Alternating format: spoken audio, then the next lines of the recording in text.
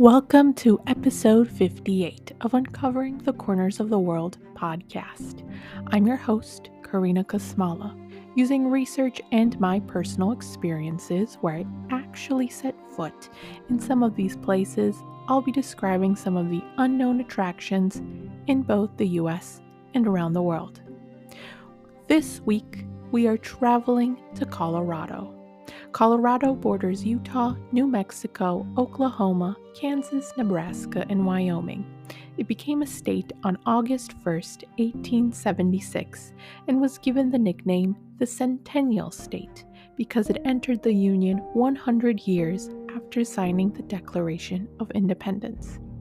Our first attraction takes us to a castle that has twisty staircases and a staircase embedded in the outside wall of the castle.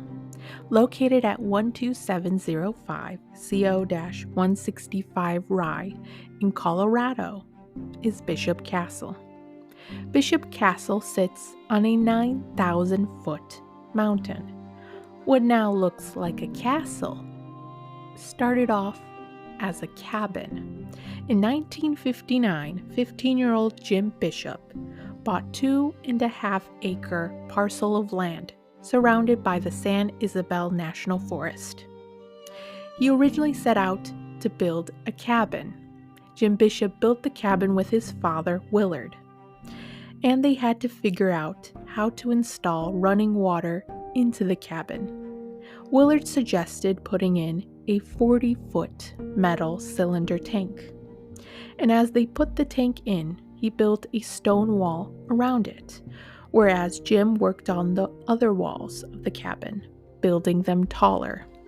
Many of his family friends often joked what he was building and whether he was building a castle.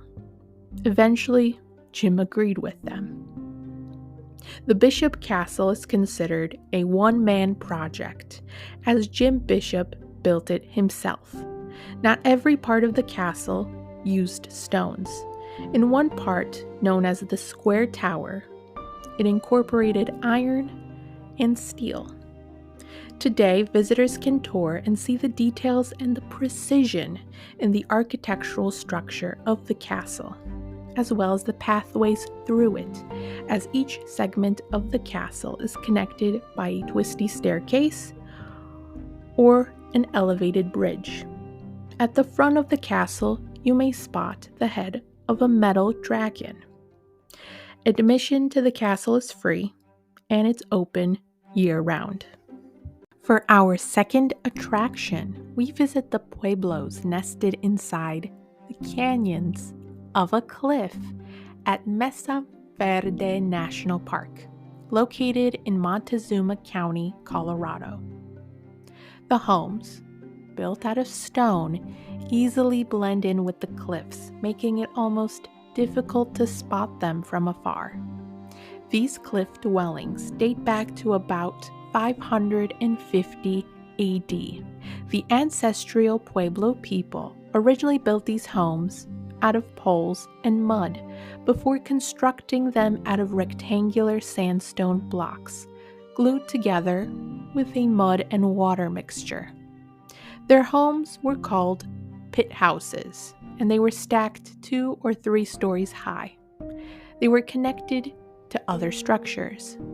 Each room measured about 6 by 8 feet. There are about 600 cliff dwellings found in the park. However, 75% of the cliff dwellings had only 1 to 5 rooms each. Yet the largest cliff dwelling was known as the Cliff Palace, and it held 150 rooms, 23 ceremonial rooms called kivas, and about 100 people lived in that section. The Pueblo people wore animal skins, warm shoes, and feathered cloth robes during the winter. They planted beans, corn, squash, and hunted deer, rabbits, squirrels, and other animals. Yet the animal they mostly relied on for their tools, food, and clothing was turkey. Besides hunting and tending crops, they also weaved baskets and created pottery. They lived in these cliff dwellings for less than 100 years, and by 1300 AD, their homes were abandoned. There is no definitive reason as to why they left. Some people claim that it was because they could no longer grow food on their land after exhausting the soil around it, and there was less animals to hunt. Other people claimed that they abandoned their homes because of social and political tensions, or perhaps to explore other places to live.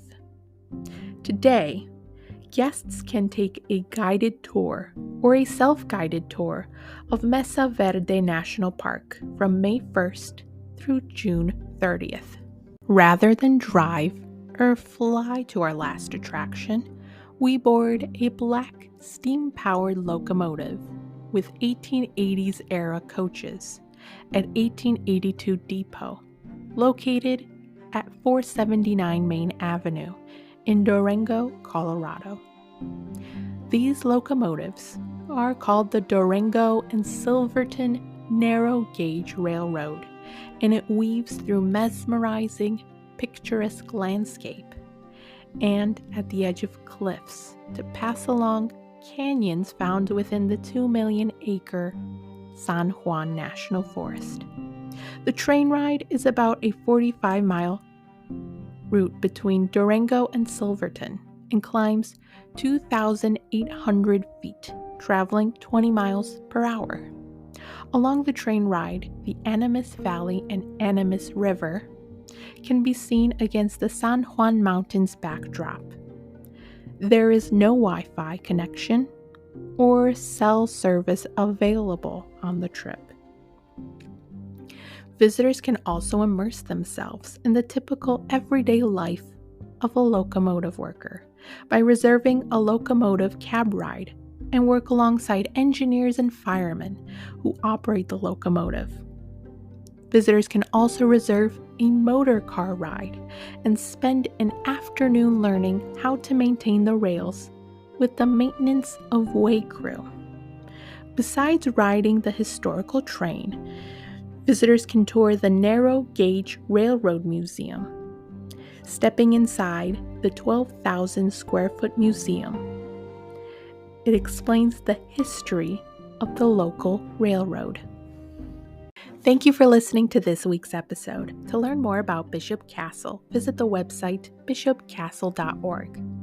Although I only shared a snippet of the history of Mesa Verde National Park, more information can be found on the National Park Service website under Mesa Verde National Park and on the website visitmesaverde.com. Lastly, to read more about the Durango and Silverton Narrow Gauge Railroad, visit the website durangotrain.com. Have a great week.